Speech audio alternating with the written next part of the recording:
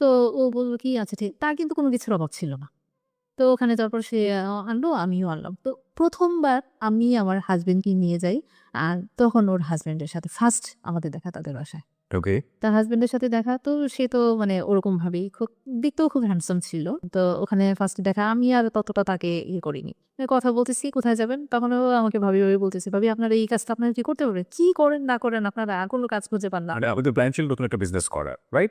সেটা দুধ হোস বা ইয়ে ফোনকে দিয়ে কিছু ইয়ে করে আচ্ছা, লতার হাসব্যান্ডের নামটা কি ছিল? মাসুদ। মাসুদ। মানে মাসুদ আপনাদেরকে বলছে, "ভাবি কি সব হ্যাঁ, করতে চান কি এগুলো তো করেন পারবেন না না।" করেন আমি তো কিছু বুঝি না। বাট মাসুদ আপনার দৃষ্টিতে ১ম দেখাতে হ্যান্ডসাম ছিল। হুম। তারপর হলো কি যে তখন আমরা গেলাম। আমার হাসব্যান্ড ওরা ২ জন গেল বাইকে আর আমরা রিক্সায় করে ওইখানে গেলাম। তো ওখান থেকে দাদির সাথে কথাবার্তা বলে উনি আমাদের পরের দিন আমাদের কিছু কাপড়-চোপড় দিল। যেগুলো আপনারা করেননি আসলে। তো আস্তে দেখা যায় সেই বেশি করত। আমি এটাতে নিয়ে আমি এত লুক পাবো কোথায়? আমি কম রাখতাম। আমি নিজে করতাম। তারপরে আমার এখানে একটা মেয়ে ছিল ওকে দিয়ে করাতাম। তো যাই হোক এরকম করতে এটাও শেষ পর্যন্ত দেখা যায় যে মানুষ ঠিকমতো করতো না, অনেক প্রেশার পড়ে যেত। তারপর আস্তে এগুলো করতে তাদের সাথে একটা সম্পর্ক তো ভালো হয়েই গেল। পরে আস্তে এই ব্যাপার নিয়েই লতার সাথে আমার অনেকদিন ধরে ফোনে যোগাযোগ নেই। কি ব্যাপার ফোনে কথা বলতে একদিন ফোন দিলাম। ফোন দেওয়ার পরে তার হাসব্যান্ড ধরল। ওকে। তার মানে পার্সোনাল মাসুদ নাম্বার হ্যাঁ, নাম্বার ছিল না। তো ও ধরল। মাসুদ ধরার পরে তো আমি বললাম যে, "লতা কোথায়?" বলল যে, "কেন? ওর দরকার কি?" বলতেছি, "একটু দরকার আছে।" তো বলল যে, "আমার কাছে বলা যায় না।" আমি কি, "আপনার কাছে কি বলব আমি? ওকে একটু দেন।" ও তো বাবার বাড়িতে চলে গেছে। আমি কি, "বাবার বাড়িতে চলে গেছে? ও তো কালকেও আসছো।" তো বলল যে, "কত কিছু হয় আমাদের মধ্যে।" তা বলে কি, "আমি কি আপনার সাথে কথা বলতে পারি?" মাসুদ আপনাকে বলছে যে আপনার সঙ্গে কথা বলতে হ্যাঁ, পারে কিনা। ওকে। বাড়িতে না। তখন আমি বললাম যে, "আপনি আমার সাথে কি একটু কথা বলবেন?" কয়, "না, আপনাকে না আপনার সাথে কথা বলতে ভালো লাগে। তো কথা বলতে ভালো লাগে, আপনাকে ভালো লাগে।" এই সেই। আমি কি, "কি উল্টাপাল্টা কথা বলেন ভাইয়া? আপনি এগুলা যেরকম চান বলা আপনার মানায়?" তারপরে বলল যে, "মানায় না কেন? আপনি এত কথা বলেন কেন? আমি যেটা বলতেছি এটা আপনি একটু শুনলে সমস্যা কি?" আমি কই, "সমস্যা কোনো কিছু না। কিন্তু এই কথাগুলো আমার শুনতে ভালো লাগে না। আমি এটা শুনতে চাই না।" তো আমার কেন জানি ১ম ফোনেই এই ধরনের কথাবার্তা হচ্ছে। হ্যাঁ। ওকে। তো আমি ভয় পেয়ে গেছিলাম। এই যে আপনারা দেখা করলেন, দেখা হওয়ার কতদিন পরে ফোনে কথা হচ্ছে? প্রায় ৩-৪ মাস পরে ৩-৪ মাস পরে ফার্স্ট ফোনেই আপনার সঙ্গে এভাবে কথা হ্যাঁ, হচ্ছে। বললাম আমি ওকে। কি আপনার সাথে মানে আমি মানে শুধু এতটুকু বললাম, "আমি কি আপনার সাথে কথা বলতে পারি?" হু। "কি কথা বলবেন আপনি?" যে, "না আপনার বিজনেস সম্পর্কে" এই ধরনের কথাগুলাই বলছিল তখন। তো তার ব্যালেন্স শেষ হয়ে গেল তো অফিসে চলে গেল সে। অফিসে যাওয়ার পথে সে আবার আমাকে ফোন দিল। হ্যাঁ, ব্যালেন্স কয় আমার মোবাইলে তখন ব্যালেন্স শেষ হয়ে গেছে। আচ্ছা এখন বলতে চাচ্ছি। আমি কি, "কি বলবেন আপনি বলেন।" কয়, "না আপনার সাথে আমার একটা জরুরি কথা আছে। আপনাকে তো আমি অনেকদিন যাবত চিনি। অনেকদিন যাবত দেখি।" আমি কি, "দেখেন চিনেন, চিনবেন না কেন? আপনার ওয়াইফের সাথে আমার একটা ভালো সম্পর্ক।" তখন কিন্তু তার ফ্যামিলির মানুষ আমার বাসায় আসা যাওয়া করত না। এটা অনেক পরেও এটা হইছে। ওকে। ওর সাথে পরিচয় আমার ভালো আছে। আমাকে তো এমনি দেখবেনই। আমার দোকান থেকে ওকে প্রায় সময় নিয়ে যান না। তাহলে সাথে দেখা হবে না? তো এই ২-১ দিন জাস্ট এতটুকুই। প্রায় সপ্তাহখানেক যাওয়ার পরেই। তো কথা বলতে একদিন বলল কি অফিসে যাওয়ার সময়। তা আমার মোবাইলে আবার ব্যালেন্স করল। মোবাইলে এগুলো জিজ্ঞেস করার পরে এগুলো জানি ব্যালেন্স শেষ হয়ে গেল। ব্যালেন্স করে তারপর বলল কি যে এই ফার্স্ট তার কাছ থেকে কখনোই আমি মানে কোন জিনিস আমার এই জিনিসটা খুব খারাপ লাগতো। কারো কাছ থেকে কোন কিছু নেওয়াটা। সবচেয়ে বেশি খারাপ লাগে এগুলো। তো উনি যখন এটা করলো আমার খুব রাগ হলো যে, "আপনি এটা করলেন কেন? আমি কি আপনাকে বলছি?" "না আপনার ব্যালেন্স শেষ হয়ে গেছে আমার সাথে কথা বলে এজন্য দিলাম।" আমি বললাম যে, "আপনি যদি আমার সাথে কথা বলতে চান এটা আপনি কখনো করবেন না।" আপনি অনেক প্রেস্টিজিয়াস আপনার জায়গা থেকে আমরা বুঝতে পারছি আপনার কথা। কিন্তু একটা প্রশ্ন এসেই যায় যে আপনি যদি কারো কাছে বিজনেসের কথা জিজ্ঞেস করেন সেটার জন্য ২ মিনিট সময় লাগে, ৩ মিনিট সময় লাগে। কিন্তু কথা বলতে গিয়ে আপনাদের ব্যালেন্স শেষ হয়ে যাচ্ছে এবং সে আপনাকে ফ্লেক্সি লোড করে দিচ্ছে। নিশ্চয়ই এটা ১ম দিনই দেয়নি, কয়েকদিন পরে দিয়েছে। একদিন পরে। তো এই সময়টাতে আপনারা কি ধরনের কথা বলেন? এই যে আপনার বিজনেস কেমন চলতেছে? ওটা যে করতেছে এগুলো কোনো কথা হলো? এগুলো কোনো কাজ হলো? এটা কি করেন? এটা না করে অন্য কিছু করতে পারেন না। যেটা করতেছেন ওইটাই ভালো করে করেন। ওইটাই মনোযোগ দিয়ে করেন। যাই হোক তো কয়েকদিন যাওয়ার পরে উনি আমাকে সরাসরি বলে যে, "আপনাকে না আমার খুব ভালো লাগে।" এরকম মানুষ তো তো ভালো লাগতেই পারে। তো "না আমি ওইভাবে না, আপনাকে আমার অনেক ভালো লাগে।" তো তখনই আমাকে সে প্রপোজ করে। প্রপোজ করে? প্রপোজ একেবারে সরাসরি বলে। কি প্রপোজ করে? সরাসরি বলে, "I love you" মানে উনি এই কথাটা বলার পরে আমি কেমন একটা শক খেয়ে যাই। যে আসলে এটা কি ব্যাপারটা? তখন আমি একটা জিনিস কি মানে লতা যে আমাকে বলতো যে তার হাসব্যান্ড বিভিন্ন মেয়েদের নিয়ে ঘোরাঘুরি করতো। সেইটা ধরার জন্য, সেটা বোঝার জন্য তার এই কথাটার সাথে তো কোনো রিয়েক্ট করি না পরবর্তীতে। পরে অনেক পরে তখন আমি এটা অ্যাকসেপ্ট করি। তাকে শুধু একমাত্র বোঝার জন্য। আসলে কি সে এরকম টাইপের মানুষ? কিন্তু তার সাথে কোনো সম্পর্ক করার মতন মানে আপনি টেস্ট করতে চাচ্ছিলেন। চেঞ্জ করতে তার আগে আমি আপনাকে কিছু কোয়েশ্চেন করতে চাই। ১ম কথা হচ্ছে যে আপনার হাসব্যান্ড কি আপনাকে এই লাভ ইউ বা থাকে না অনেক রোমান্টিক হয়। আপনার হাসব্যান্ডরা কখনো লাভ ইউ বলা বা ওই জাতীয় একটা রোমান্টিসিজম এর মধ্যে নিজেকে নেয়া। এগুলো কখনো এই জিনিসটাই আমি তার কাছে মিস করতাম। কারণ যেই বয়সটাতে আমার বিয়ে হয়েছে, ওইটা তো মানে ওরকম পরিপক্ক ছিল না। ডিফারেন্সটা কত ছিল? কত বছরের ডিফারেন্স ছিল আপনাদের মধ্যে? তার সাথে আমার প্রায় 12-15 বছরের ডিস্টেন্স। 12 থেকে 15 বছরের গ্যাপ। প্রিয় শ্রোতা, লুবনার বয়স যখন 18 বছর তখন তার বিয়ে হলো। একেবারেই বলা যেতে পারে যে বিয়ের প্রাথমিক বয়স, এবং এখন ও যেটা বলছে যে রোম্যান্টিসিজমের জায়গাটাতে আমি হাসব্যান্ডকে কখনো পেতাম না। সাইমultaneously লাইফের এই যে জায়গাটি, সেখানে এসে আপনারা বুঝতেই পারছেন যে মোটামুটি ঘটনা আজকে কোন দিকে যাচ্ছে। কিন্তু আমরা বারবারই বলে থাকি যে আসলে ঘটনা জাজ করলেও শেষ পর্যন্ত অপরাধ কোথায় গিয়ে দাঁড়াবে উই কান্ট ইভেন ইমাজিন। তো আমরা সেই জায়গাটায় যেতে চাই। ছোট একটা বিরতি নিচ্ছে আমরা, ঠিক 12:06 আমরা আবারও ফিরে আসবো। বিরতির ঘন্টা যেহেতু বেরিয়ে গিয়েছে, আমরা ফিরে এসে লুবনার জীবনের যে অপরাধ এবং ভুল, আমরা সেই ব্যাকগ্রাউন্ড আবিষ্কার করেছি। এবার অপরাধ এবং ভুলের মুখোমুখি হব। সেটার জন্য অপেক্ষা করুন মাত্র কয়েক মিনিট। ঠিক 12:06 আমরা ফিরে আসছি। আপনারা সবাই শুনছেন যাহা বলিব সত্য বলিব, এবিসি রেডিও FM 89.2-এ। আরজি কিবরিয়া রয়েছে আপনার সঙ্গে, লুবনা রয়েছে সত্যের আসলে। ফিরছি একটু পর, সাথেই থাকবেন। যাহা বলিব সত্য বলিব, যাহা বলিব সত্য বলিব।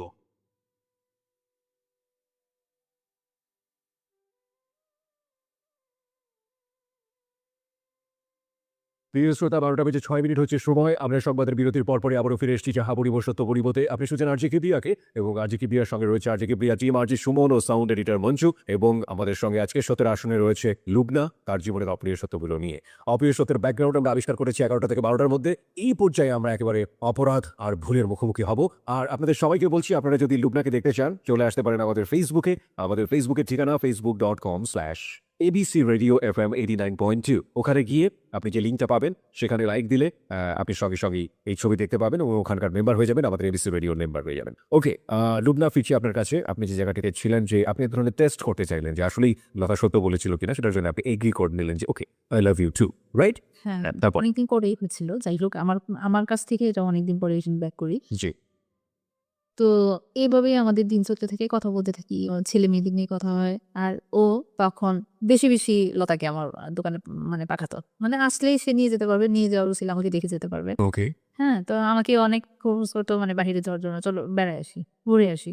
সে আবার লতার কাছ থেকে আমার ফ্যামিলি ব্যাকগ্রাউন্ডটা জানলো যে আমার হাসব্যান্ড কিরকম, এই সেই। তো আমি যেহেতু ওর কাছে সবকিছু বলতাম, তো ও যখন ওদের স্বাভাবিক, ইস! সে এত কষ্টে থাকে। সে এরকম করে। এটা স্বাভাবিক আমাদের তার মানে মধ্যে আপনার উইকনেসটা সে জেনে গিয়েছে। হ্যাঁ, জেনে গিয়েছিল। ওকে। জেনে যাওয়ার পরে তো এক তো আমাকে তার ভালো লাগে। তারপরে আবার সে এই জিনিসগুলো জানতে পারল। তো এর মধ্যে সে আমার প্রতি আরো বেশি দুর্বল হয়ে গেল। তো সে আমাকে বলার পরে অনেকদিন পরে আমি তাকে টেস্ট করানোর জন্য তো আস্তে, আস্তে তার সাথে কথা বলতে, বলতে আমিও একসময় বললাম। তো ও আসতো, দেখতাম মানে আমি ১ম আগে তো যেতাম যে বান্ধবীর হাসব্যান্ড, সালাম দিতাম, কথা বলতাম। তো ও আসলেই সালাম দিত, কথা বলতে কি ব্যাপার? মানে তখন সে থাকতো ওর সাথে, তো ভালোভাবেই কথা বলতাম। পরবর্তীতে যখন আমি এটা বললাম, বলার পরে আমার ভয় লাগতো তার সামনে যেতে। মানে কেমন আনইজি ফিল করতাম। মানে খুব লজ্জাও লাগতো যে যাওয়াটা। যাই হোক, তো এইভাবে করতে, করতে তো একদিন ফোনে বললাম যে, "কি ব্যাপার? আমি তো ওকে আনতে যাই, এটা তো তোমাকে দেখার জন্য।" আমি বললাম যে, "দেখার জন্য? দেখা তো হবেই। দেখতে চান না?" আমিও তখন আপনি, আপনি করে বললাম, "দেখতে চান না?" যাই হোক, এভাবে করতে, করতে, করতে, করতে আমাদের কথা বলতে, বলতে অনেক সময় কেটে যায়। প্রায় ১ বছরের মতো। শুধু কথাই বলেছে? হ্যাঁ, কথা। আচ্ছা, এই কথাগুলো বলতেন কখন? রাতের বেলা তো বলার সুযোগ ছিল না, কারণ হাসব্যান্ড ছিল। ও তো যখন দোকানে থাকতাম দোকানের সময়টা আর ও বলতেন? যখন অফিসে থাকতো, ওকে। তখন ফোন করতাম। দিনের বেলাতেই? হ্যাঁ, দিনের বেলাতে। ওকে। আবার ৯টা শেষ করে অফিসে থাকতাম। বাসায় যেতেন? হ্যাঁ। বান্ধবী? মানে হ্যাঁ, ১ বছরের মধ্যে তাদের ফ্যামিলি ভাবে সম্পর্কটা এমনভাবে হইছে, মানে নিজেদের রক্তের সম্পর্কও মনে হয় নিজেদের আত্মীয়তার মধ্যে। এর মধ্যে লতা আপনাকে কোনো সন্দেহ করেন? না, না। সে কখনোই আমাকে কোনো ব্যাপারে মানে সন্দেহ করত না। এই যে একসাথে কথা বলতেছি, অনেক সময় দেখা যায় না যে ভালোবাসি আমরা একজন আরেকজনকে। এই যে কথা বলতেছি, অনেক সময় সে আমাকে একটা মানে আদরের ভঙ্গিতে একটা কথা বলল। "কি গো তুমি কি?" মানে কিন্তু আদরের ভঙ্গিতে কথা বলল। তো তখন লতা নাই। ও তো মানে বিশ্বাস করে বিলিভ করে ওই যে আমরা ড্রয়িং রুমে বসে আছি, টিভি দেখতেছি, যখন তাদের বাসায় গেলাম। বাসায় যাওয়া আসা শুরু হলো। ও যখন চলে যেত তখন ও এসে আমার হাতটা ধরতো বা কথা বলতো। এরকম। মানে কথা বলতাম একজন আরেকজন, মানে ওরকম ভাবেই কথা বলতাম। মানে লতা পাশের রুমে থাকা অবস্থায় এই কাজটা হতো? হ্যাঁ, তো ওরকমভাবে কোনো ওরকম খারাপ কোনো কথা ওর তখন আমাদের মধ্যে হতো না। ওরকমভাবে করত না, আপনি যেটা বলছিলেন যে আপনি ১ম এ টেস্ট করার জন্য আপনি এগ্রি করে ফেললেন যে ঠিক আছে, আমিও লাভ করি। কিন্তু ১ বছরের সম্পর্কের কথা বলছি। ১ বছরের তার মানে কি আপনি প্রেমে পড়ে গিয়েছেন? টার্গেটটা ওরকমই তখনও কিন্তু ওরকমই ছিল। ১ বছর ধরেই এরকম? হ্যাঁ, আমার টার্গেটটা আসলে আমি ওরকমভাবে একটু স্ট্রংলি মোটামুটি মানে একটু স্ট্রং ছিলাম। আর আরেকটা ব্যাপার হচ্ছে কি, যেহেতু আমি মেল পারসন, আমার বাচ্চা আছে, হাসব্যান্ড আছে। এগুলা নিয়ে কথা সবসময় এই মাথায় থাকতো এটা যে আমি একটু কনফিউশন থেকে আমাদের শ্রোতাদেরকে দূরে নিয়ে আসতে চাই। প্রত্যেকটা সম্পর্কের একটা গোল থাকে। আপনারা দুজন যখন কথাবার্তা বলতেন পরস্পরের প্রতি, আপনাদের সম্পর্কের লক্ষ্যটা কি ছিল? মানুষ টেস্ট করে আপনার লাভটা কি হবে? একটা যেটা যে তার ওয়াইফ তো তাকে আপনার চেয়ে অনেক ভালো জানে। সেটা আপনার ভ্যালু টেস্ট করার কোনো দরকারও নাই। ইনফ্যাক্ট এই জিনিসটা আপনি করছেন। লাভটা কি হচ্ছে? আস্তে, আস্তে দেখতে, দেখতে তার attitude গুলা, তার কথাবার্তাগুলা, তার সে যে কাজ করতেছে এগুলা দেখে, দেখে আমার নিজের কাছেই মনে হয় যে আমি নিজে থেকেই তাকে টেস্ট করব কি আমি নিজেই তার প্রেমে পড়ে গেছি। ওকে, নিজে আপনি তার প্রেমে পড়ে গেলেন এবং এটা বছর খানেকের মধ্যেই। আচ্ছা, কিন্তু প্রেমে পড়ার আগে আপনি তো আপনার লিমিটেশন গুলো জানতেন যে আপনার একটা সংসার আছে, আপনার হাসব্যান্ড আছে, আপনার বাচ্চা আছে ২ টো এবং তারও তো সংসার আছে। দুজনেই আপনার এ সম্পর্কে খুব ভালো জানতেন। কিন্তু আপনারা কি চাইতেন? মানে কথা বলতে ভালো লাগতেছে, ভালোবাসতেছি। যা ভাল লাগছে আপনারা সেটা করে যাচ্ছেন। সেটাই হ্যাঁ, সেটাই কথা বলতে যাচ্ছি। মানে করে যাচ্ছি। ঠিক আছে? হয়তো আমি আমার হাসব্যান্ডকে নিয়ে কখনো বেড়াতে যেতে পারতাম না। সে কোথাও এই মানে ৬-৭ বছর ঢাকা থেকেছি, কোথাও নিয়ে যায় না। ছেলে-মেয়েদের নিয়ে চলো একটু বেড়াইতে যাই। এই জিনিসগুলো তার মধ্যে ছিল না। ওকে। ঠিক আছে? তো মাঝে মধ্যে ও যখন বলত যে, "আজকে ফ্রি আছো? চলো একটু বেড়াইতে যাই।" ও বলতো। ঘুরে আসি হ্যাঁ। তো আমিও আচ্ছা, আপনিও কি কখনো জিজ্ঞেস করেছেন তুমি তোমার ওয়াইফকে নিয়ে বেড়াতে নিয়ে যাও কিনা? আমার ভালো লাগে না। ও বলতো ভালো লাগে না। হ্যাঁ। ভেরি, ভেরি ইম্পোর্টেন্ট পয়েন্ট প্রিয় শ্রোতা। সেটা হচ্ছে যে উনার কিন্তু বেড়ানোর অভ্যাসটা মনের মধ্যে আছে এবং সেটা আল্টিমেটলি নিজের ওয়াইফের সাথে উনি প্র্যাকটিস করছেন না। কেন করছেন না সেটার অন্যরকম একটা ব্যাখ্যা থাকতে পারে। আচ্ছা, আপনার হাসব্যান্ড যদি আপনাকে বেড়াতে নিয়ে যেত বা আপনার হাসব্যান্ড যদি আপনাকে ওই যে খুব রোমান্টিক একটা মোমেন্টে বলতো আমি তোমাকে অনেক ভালোবাসি। তাহলে কি এই মানুষটার আপনার জীবনে কোনো প্রয়োজন থাকতো? কোনো ঘটনাই ঘটতো না তখন। কোনো ঘটনাই ঘটতো না। ওরকম একটা প্রত্যেকটা মেয়ের জীবনে যেরকম চায়, হয়তো সম্পূর্ণ না কিছুটা হলেও আর সবচেয়ে বড় কথা হলো কি আমাদের যুগে মেয়েরা আমরা চাই যেটা যে আমার হাসব্যান্ডের টাকা-পয়সা থাকবে। মানে ওরকম যেটা আমি চলতে পারি। কারো কাছে যেন হাত পাততে না হয়। ফ্যামিলির কাছেও এরকম হাত পাততে কিন্তু কোনো মেয়েই চায় না যে বিয়ের পর আবার ফ্যামিলির কাছে হাত পাতা। তো এগুলাই কিন্তু আমাকে তার কাছ থেকে অনেক দূরে চলে নিয়ে ওকে, তারপর কি হলো? বেড়াতে নিয়ে যেতে চান। তারপর? বেড়াতে যেতাম। বেড়াতে যেতেন আপনারা বেড়াতে? হ্যাঁ। কিভাবে ম্যানেজ করতেন? আমি ওই যে তখন আমার হাসব্যান্ড থাকতো না। কাজে বলতো যে আমি ব্যবসার কাজে হয়তো দেশের বাড়িতে থাকবে বেশিরভাগ সময়। যেহেতু আবার আরেকটা জিনিস কি আমি তাকে আসলে জিজ্ঞেসও করতাম না তখন। মানে যখন তার সাথে আমি সম্পর্কে জড়াইছি তখন তো তার প্রতি আমার এতটা কেয়ার আর কোনো কিছুই ইয়ে লাগতো না। কি করতেছো না করতেছো, কি হইতেছে না হইতেছে। তারপরে তো সে তার একটা সন্দেহ ঢুকে গেলে কি ব্যাপার? সে এখন আগের মতো এরকম না। বাসায় এত হইচই করি না, কোনো কথা নাই। আমি আমার মতো চলতেছি। এটাই তার আরো বেশি ইয়ে লাগলো। তখন আস্তে, আস্তে খালি উল্টাপাল্টা কথা বলা শুরু করলো। এই যে মার্কেটে যাচ্ছি, মানে বিজনেসের কাজের জন্য মার্কেটে যাচ্ছি, এই মানে খুব বাজে, বাজে কথা।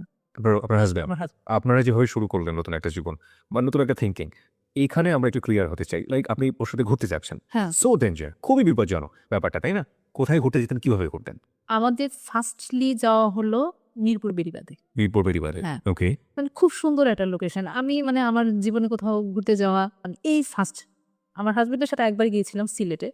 সে কি কোনো বাইক ছিল? হ্যাঁ, ওর বাইক বাইকে করে আপনি গেলেন বেড়িবাঁধে। বেড়াতে ওখানে ও ওয়াইফ তখন কোথায় থাকতো? তার ওয়াইফ বাসায় থাকতো। বাসায় থাকতো এবং ওয়াইফ জানতো যে ও অফিসে গেছে বা অন্য কোথাও গেছে।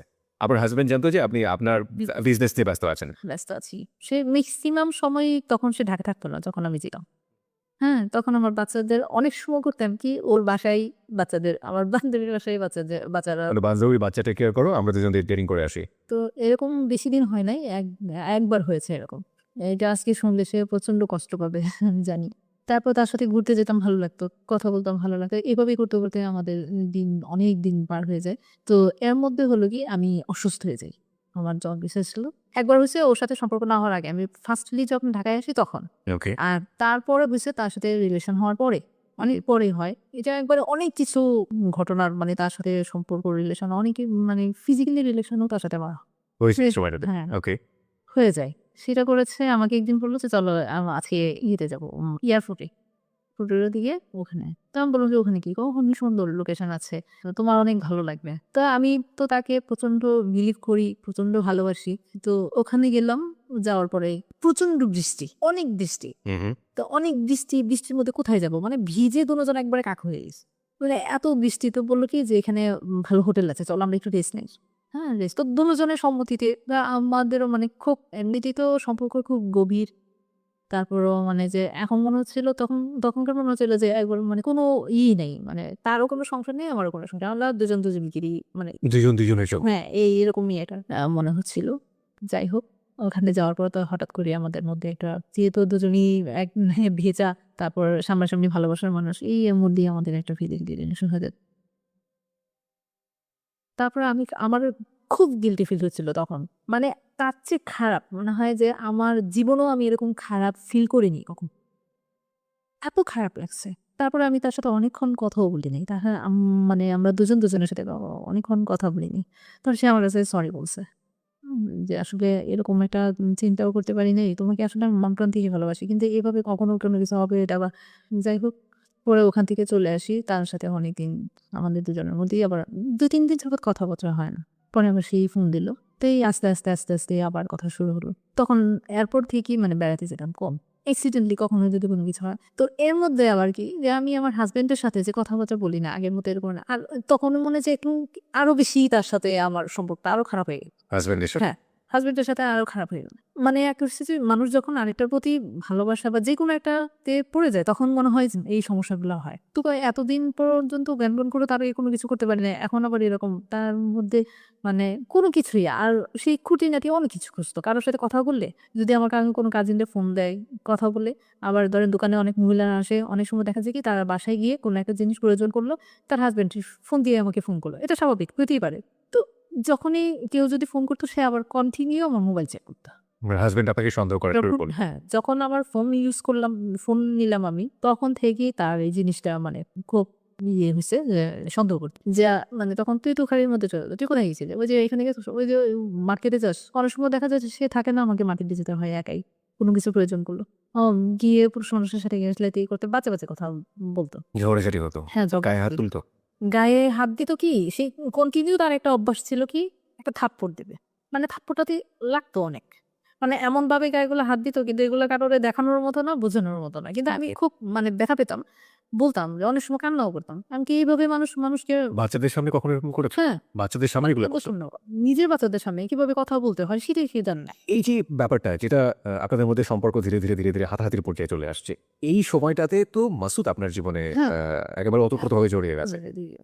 আমি যদি আপনাকে ফ্র্যাঙ্কলি আপনার কাছ থেকে জানতে চাই, আপনার জীবনে লাভ কি এটাই? মানে ফার্স্ট লাভ বলতে কি এই মাসুদই ছিল? পেয়েছি। এর আগে আপনি কোনো ছেলের সাথে প্রেমে পড়েননি? না, সুযোগই হয় নাই। একটা মেয়ে একটা ছেলেকে লাভ করছে যখন তার বেবি হয়ে গেছে, যখন তার সংসার হয়ে গেছে। তার আগে সুযোগ হয়নি কিংবা মন থেকে ফিলই করেনি। তার জীবনে ফার্স্ট লাভ। চিন্তা করে দেখুন, যারা এখানে শুনছেন, যারা অনেকে ম্যাচিউর, তারা জানেন যে জীবনের প্রথম লাভের প্রতি, ভালোবাসার প্রতি এফেকশনটা কতটা তীব্র হয়। আর এখানে এফেকশন প্লাস কত ধরনের অপরাধ, ভুল এবং একই সাথে কনফিউশন, অনিশ্চয়তা, কত কি যুক্ত হয়েছে এটার সাথে। হ্যাঁ, তারপর কি হলো? তারপরে আস্তে আস্তে সে তাকে যখন জানাতাম সে এই যখনই আসতো কি করতো না করতো আমার কাছ থেকে আবার জানতো। জানলে সে এখানে অনেক কথা বলতো। তো কি করতেছো তুমি? থাক কোনো কথা বলো না। আমাকে বোঝানোর চেষ্টা করতো। মানে সান্ত্বনা দিত। হাজবেন্ডের ব্যাপারগুলো আপনি মাসুদের কাছে শেয়ার বলতেন? করতাম। ওকে। হ্যাঁ। আর তার সাথে সম্পর্ক হওয়ার পরে এমন কোনো কথা নাই যে সে জানে না আমার। মানে সবকিছু। আমি আরেকটা ব্যাপার কি তাকে ভালোবেসেছি এমনভাবে আমি কোনো কিছু তার কাছে গোপন করতে পারতাম না। কোনো কথা বলে যে না বলে থাকতেও পারতাম না। একটা জিনিস যেটা বলার দরকার নেই ঠিক বলা মানে ওইটাও মানে শেয়ার করতাম, বলতাম, সেও বলতো এরকম। মানে সেও মনে হয় যে বাসায় এসে সে তার কথায় এমন কথা আমি জানি। তার ওয়াইফ মনে হয় আজ পর্যন্ত জানেন। মানে আমি যেরকমভাবে চেয়েছিলাম আমার একটা লাইফ পার্টনার সেও মনে হয় এরকমভাবে এটা চেয়েছে। সে সবসময় বলত। ওকে, তার ওয়াইফ কি তার লাভ ম্যারেজ ছিল? তার ওয়াইফের সাথে তার লাভ ম্যারেজ ছিল। এটা কেমন ধরনের লাভ ম্যারেজ আরেকটা বলি। সে ওয়াইফ তাকে খুব পছন্দ করত। কিন্তু সে আসলে একটা চাপে পড়েই বিয়েটা করছে যেটা আমি it was his point of view, মানে সে আপনাকে হয়েও বলেছে, but it was love marriage. Okay fine, আমরা এটা জাস্টিফাই করতে যাবো না, বাট এটা লাভ ম্যারেজ ছিল। ওকে, নেসেসিটি নোজ নো লাও। প্রয়োজন কোনো আইন মানে না, নিয়ম মানে না। ঠিক জানি না, তবে সেই প্রয়োজনটা যদি নন এথিক্যাল হয়, সেই প্রয়োজনটা যদি অন্যায় হয়, সেই প্রয়োজনটা যদি এমন হয় যে কারো কাছে সেটা নিজেকে গিলটি, দোষী এবং অপরাধী করে দেবে নিজের বিবেকের কাছে, তবে সেই প্রয়োজনের কাছ থেকে দূরে থাকাটাও কিন্তু অনেক বড় একটা প্রয়োজন। হ্যাঁ, তারপর কি হল? তারপর সবসময় শেয়ার করতাম নিজেদের সব পার্সোনাল ব্যাপারগুলি আমার। তো ও আমাকে সবসময় সান্ত্বনা দিত, বোঝাতো। আরেকটা ব্যাপার কি যে ও আমাকে আসলে পরে লাইফ পার্টনারের মতোই সে আমাকে দেখা শুরু করল। যে আমি বিয়ে করব তোমাকে। তুমি যদি তাকে ছেড়ে আসতে পারো আমি তোমাকে বিয়ে করব। আমি তোমার সব দায়িত্ব নেব। আমি বললাম যে এটা কখনোই সম্ভব। তোমাকে আমি ভালোবাসি সেটা ঠিক আছে। কিন্তু মানে এক পর্যায়ে দুজন এক ধরনের ডিসিশনই নিলাম। কিন্তু তার মধ্যে আমার বান্ধবীর একটা baby, first baby. First baby. প্রায় ৩ থেকে ৪ বছর পরে তার বিয়ে ৩ থেকে ৪ বছর পরে বেবি হলো। হ্যাঁ, কনসিভ করলো। তারপরে মানে আমার সাথে সম্পর্ক হওয়ার পরেই তাদের অনেক পরেই তার মাসুদ বাবা হলো, হ্যাঁ, লতা মা হবো। মা হলো। ওকে। তো ওর এই সম্পূর্ণ জিনিস আমার উপর দিয়ে গেল। মানে আমি তাকে তখন তো লতা আমাকে প্রচন্ড বিলিভ করতো। মনে হয় যে তার ফ্যামিলির মানুষ, তার শ্বশুরবাড়ির মানুষ একদিকে, আমি একদিকে। যেকোনো জিনিসে ওকে ডাকো, ওকে আনো। মানে তার প্রতিও যেন আমার একটা অন্যরকম মায়া ছিল। লতার প্রতি। হ্যাঁ, লতা। ওকে। তো ওই সবকিছু হসপিটালে নিয়ে এডমিশন করালাম ওখানে তাকে দিয়ে আসা। কিন্তু রাতে কখনো থাকি না। এমনি আসা যাওয়া ওই ২-৩ বার যায় তাকে দেখে আসতাম। এটা স্বাভাবিক। যেহেতু একটা সম্পর্ক ভালো। সেই আমাকে নিয়ে যেত। মাসুদকে। হ্যাঁ, বাসায় নিয়ে যেত। কয়টার সময় বলতো যে, "আজকে কি যাবা?" তো বলছে, "হ্যাঁ, ওর একটু দেখে আসি।" ঠিক আছে তুমি আসো এদিকে আমি নিয়ে যাবো। এক তো তার সাথে ঘোরা আর মানে ঘোরা কি ওই পর্যন্তই। তো প্রায় সময় ও আমাকে নিয়ে যেত। তারপরে কন্টিনিউ তো তাদের সাথে আসা যাওয়া, বাসায় আসা যাওয়া, আমাদের বাসায় আসতো, তাদের এখানেও যেতাম। এরকম করতে, করতে অনেক সময় এর মধ্যে যে একটা কথা বলে না, রত বেছে হলো কল্লাও দেখা হলো। মানে ভালোবাসার সম্পর্কটা এরকম ছিল যে ওই যে আমিও তখন যে ওইখানে গেলে হয়তো দেখতে পাবো। বলে, "সে আছে বাসায়, কোথায় আছো?" "বাসায় আছি।" "আজও বাসায়?" "আচ্ছা, আজকে চলে আসো।" এই বিকালের দিকে আবার আমার এক ননদ আসে বেড়াতে। আপনারা যে ফ্রিকোয়েন্টলি কথা বলছেন এটা কি লতা জানতে পারে ওই সময়টাতে? ও তার সামনেই আবার অনেক সময় কথা বলতাম। মানে লতার সামনে এটা কিন্তু এটা লতা কিভাবে নিত? না, এটা কোনো ভালোবাসার কথা ছিল না। অনেক দুষ্টামি। লুডো খেলতাম তাদের বাসায়। এখানে কোনো মাইন্ড করার মতো কোনো কাজও করতাম না। আর মাইন্ড করার মতো কোনো কিছু হতো না। যাই হোক, এটা আস্তে, আস্তে যখন এগোতে থাকে আমাদের সম্পর্কটা ওরকম গভীর হতে থাকে। লাস্টে যখন ওর সাথে এই সম্পর্ক থাকাকালীনই আমি অসুস্থ হয়ে যাই। অসুস্থ হওয়ার পরে তখন আমি আর নিজেকে কেয়ার করতে পারতেছিলাম না। তখন সবকিছু বন্ধ করে আমি আমার বাড়িতে চলে যাই। দেশের বাড়িতে। আমার আম্মা আসছিল। সে আমাকে ওরকমভাবে মানে ডাক্তার ট্রিটমেন্টও করতে পারতেছি না। মানে একবারে মরণাপন্ন অবস্থা। তো আমি দেশের বাড়িতে চলে যাই। যাওয়ার পরে এক তো তার সাথে ঝগড়াঝাটি, এখন বুঝি কি যে আমি আর পারব না তার সাথে। তো বাড়িতে চলে যাই। ওখানে যাওয়ার পরে সম্পূর্ণ ডিপেন্ডেন্ট হয়ে গেলাম আমার ফ্যামিলির উপর। ভাইয়া আছে। ওরা সম্পূর্ণ নিল। তো ওখান থেকে সুস্থ হওয়ার পরে আমি আর আসতে চাইলাম না। আমি আর মানে ব্যাক করতে চাচ্ছি না আমার হাসব্যান্ডের কাছে যে আমার আর ভালো লাগে না জীবন। বললাম যে, "তুমি যদি কোনো কিছু না করো তাহলে আমি এক ছাদের নিচে তোমার সাথে থাকা সম্ভব না।" যাই হোক, এগুলো নিয়ে যেতে, যেতে আমাদের প্রায় ৩ বছর কেটে গেল আমি বাড়িতে। হ্যাঁ, আমার ছেলে-মেয়েকে নিয়ে ওখানে ভর্তি করায় দেই। তো এদিকে আবার হলো কি যে মাসুদ আমাকে দেখতে পারে না, যার জন্য সে একবারে পাগল হয়ে গেছে। তার সাথে আমার আর দেখা হয় না। কত কজের ডিসট্যান্স? ১ বছর তার সাথে আমার আর কোনো দেখা হয় না আরকি। ১ বছর মাসুদের সাথে কোনো যোগাযোগ নেই। ওকে। যোগাযোগ হয় না। যোগাযোগ হয়, ফোনে কথা হয়। দেখা হয় না। কারণ আমি ঢাকায় আসি না, দেখা হয় না। এর মধ্যে মাঝখানে একবার এসে আমি শুধু আমার জিনিসপত্রগুলো আমি নিয়ে গেছিলাম। আমার বাসা-টাসা সব ছেড়ে দিয়েছিলাম। ছেড়ে দিয়ে ওখানে আমার দোকানের সবকিছু নিয়ে আমি বাড়িতে চলে যাই। তো তখনই তার সাথে দেখা হয়। তাদের বাসায় যাওয়া হয়। একদিন থাকাও হয় তাদের বাসায়। পরবর্তীতে যখন বাড়িতে যাই এর মধ্যে আমার হাসব্যান্ডকে নিয়ে বসা হয়। বসা হওয়ার পরে তার সাথে অনেক রাগারাগি হয়। আমাদের ফ্যামিলির মানুষও অ্যাডজাস্ট করতে পারতেছে না। পরে এক পর্যায়ে আমি ডিসিশন নিয়ে নিলাম। তোমার সাথে থাকবো না, আমি সেপারেশন এ দিই।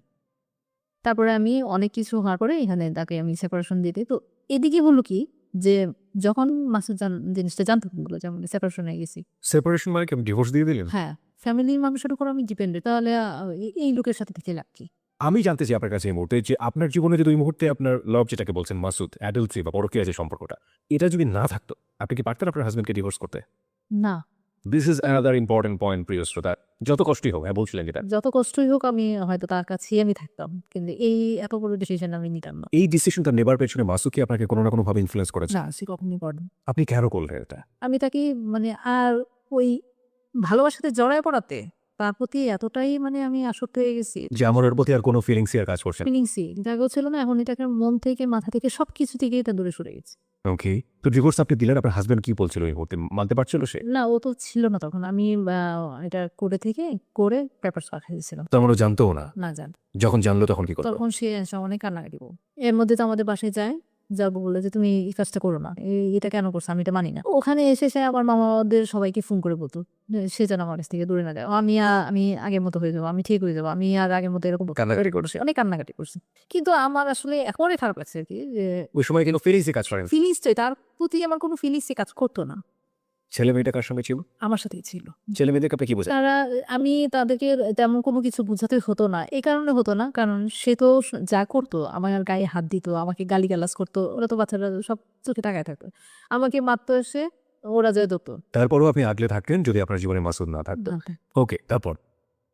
তো এরকম করতে, করতে তাকে আমি সেপারেশন হয়েছে। এটা সেপারেশন হওয়ার পরে আরো হলো জীবন অন্ধকার। এই মোমেন্টে মাসুদ আপনার সঙ্গে কি রোল প্লে করেছে? যখন আপনি সিদ্ধান্ত নিয়েই ফেললেন, তখন মাসুদ কি আপনাকে মেন্টালি সাপোর্টটা দিয়েছে? সে আমাকে মানে বলত যে, "তুমি আসলে আরেকটু চিন্তা ভাবনা করো।"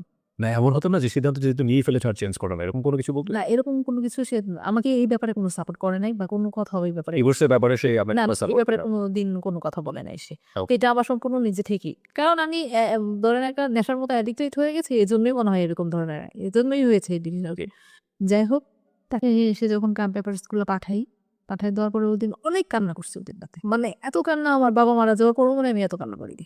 মানে এত কান্না করছে। আমার কেন জানি এত খারাপ লাগছে, খুব খারাপ লাগছে। মানে যে মানুষটাকে আসলে আমার ছেলে-মেয়ের দিকে চিন্তা করে কেন যে মানে আমি আসলে নিজেকেই বুঝাতে পারি নাই যে এটা কি হইছে? এটা কেন করলাম? এটা কেন যে এরকম একটা হলো? তো এই জিনিসটা আমার তারপরে আমি যাচ্ছি, কোথায় যাচ্ছি এটা আবার তখনই মাসুদকে জানালাম যে আজকে এরকম করব। ও আমাকে তখনও বারবার বলত, "তুমি একটু চিন্তা ভাবনা করে দেখো।" একটু চিন্তা ভাবনা করো। আসলে হুট করে এরকম একটা ডিসিশন নিও না। দেখো চিন্তা ভাবনা করো। আমি বললাম যে, "আসলে আমি আর পারতেছি না। আমি কি করব?" আবার এদিক দিয়ে সে আমার মামাদের ফোন করতেছে, কান্নাকাটি করতেছে যে, "না করেন ওরে এগুলো করতে। পাগলামি করতে না করেন।" আচ্ছা ঠিক আছে আমি একটা কিছু করব, চেষ্টা করব। এখন আর আগের মতো চলব না। আমি ঠিক হইব। যাই হোক তো আমি বাড়িতে চলে গেলাম। ডিভোর্সটা হয়েছে ঢাকা থেকে। তো বাড়িতে চলে গেলাম। বাড়িতে চলে যাওয়ার পরে তো এর মধ্যে আমি পড়াশোনা স্টার্ট করলাম। ওপেন ইউনিভার্সিটি থেকে উঠেছি। তো পড়াশোনা স্টার্ট করার পরে এগুলো সব খবর জানতো। তো আস্তে, আস্তে সে করল কি যখনই তাকে এই প্রেফারেন্স গুলো দিলাম তখনই সে আসলে বাস্তব ব্যাপারটা জানতো। জানার পরেও সে আমাকে এটা প্রকাশ করে নাই। এই যে উল্টাপাল্টা কথাগুলো তখন আমি বুঝতে পারছি আসলে সে জানে শুনেই এগুলো আমার সাথে করত। ফিল করতো হয়তো। আপনার হাসব্যান্ড এটা জানতো? মানে এর সাথে যেটা আপনার রিলেশন মানে এটা দ সে আগে জানতো কিনা আসলে আমি মানে এটা ফিল করতে পারি নাই, বুঝতে পারি নাই। কিন্তু সে পরবর্তীতে কোত্থেকে এগুলা আমার মনে হয় যে এটা লতাই তাকে বলছে। লতা কিভাবে জানলো? লতা তো পরে যখন আমি ওখান থেকে চলে আসি, তখন আমাদের সম্পর্কটা এরকম মাসুদ পুরা মানে মেন্টালের মতো হয়ে গেল। আমাকে দেখতে পারতেছে না, আসতে পারতেছে না। আমি তার সাথেও মানে আর সম্পর্ক রাখতে চাচ্ছি না। কারণ হয়েছে কি যে এক তো আমি সেপারেশন হয়ে গেছে। তার সাথে একটা সম্পর্ক হইতে, হইতে কিভাবে যেন এটা আমার মানে তাদের মধ্যে এই জিনিসটা প্রকাশ পায়। হ্যাঁ? তো আমার হাসব্যান্ড লতার কাছে বলে যে, "সে এরকম করল কেন?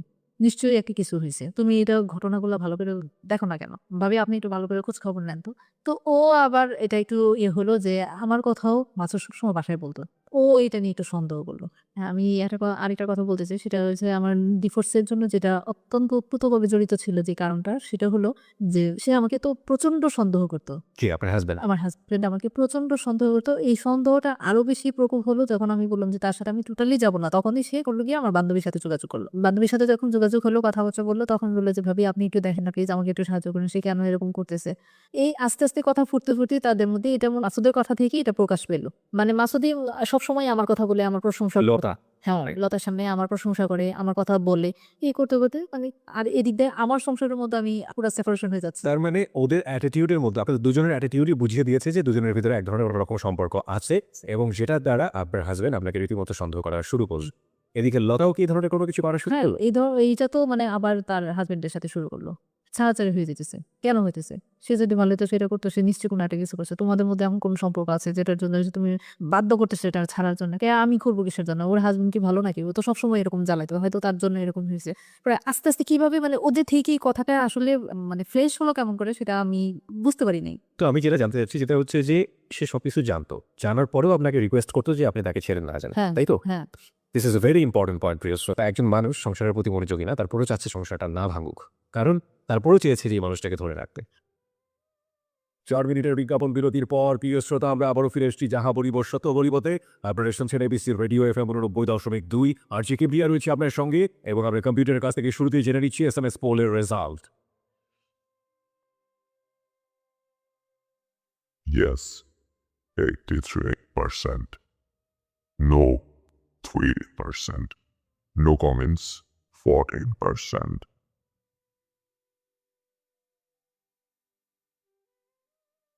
কম্পিউটার বলছে 83% ইয়েস, 3% হচ্ছে নো এবং 14% হচ্ছে নো কমেন্টস। আজকের এই অপ্রিয় সত্যের লেভেলটি আমাদের এই জায়গাটা থেকে এবং আমরা বলতে পারি যাহা বলিব সত্য বলিবর ইতিহাসে প্রথম এমন একটি সোশ্যাল প্রবলেম নিয়ে আমরা আজকে কথা বলছি, যেখানে আমি লুবনাকে থ্যাঙ্কস দিব অবশ্যই যে লুবনার মতো অনেকেই রয়েছে এই সোসাইটিতে যারা এরকম ভুল করেন এবং একই সাথে এই ভুলগুলোর পেছনে একটা শক্তিশালী ব্যাকগ্রাউন্ডে থাকে যারা এই ভুলের দিকে ঠেলে দেন তারা অনেকেই আজকে সচেতন হবেন। অনেক হাজব্যান্ড অ্যান্ড ওয়াইফ এখান থেকে অনেকটা শিখতে পারবেন, শুধু সন্দেহের জায়গাটুকু শিখবেন না। কারণ যে ফ্রেন্ডশিপের জায়গাতে এত বড় ধরনের অনৈতিক একটি সম্পর্কে জন্ম নিল, সেই ফ্রেন্ডশিপ শুধুমাত্র ফ্রেন্ডশিপও হতে পারে। সুতরাং ফ্রেন্ডশিপটাকে সন্দেহ করার কোনো সুযোগ নেই। আমরা ফিরতে চাই লুবনার কাছে, তবে তার আগে বলতে চাই যদি ওকে দেখতে চান চলে আসতে পারেন আমাদের ফেসবুকে। আমাদের ফেসবুকে ঠিকানা facebook.com/ABC Radio FM 89.2। আবারও বলছি facebook.com/ABC Radio FM 89.2। ওখানে গিয়ে লাইক দেবার সঙ্গে সঙ্গে আপনি যাহা বলিব সত্য বলিবর মেম্বার হয়ে যাবেন। এবং প্রিয় শ্রোতা, আজকে এক্সপার্ট প্যানেল থেকে আমাদের সঙ্গে রয়েছেন ডক্টর তাজুল ইসলাম, যিনি জাতীয় মানসিক স্বাস্থ্য ইনস্টিটিউটের অ্যাসোসিয়েট প্রফেসর।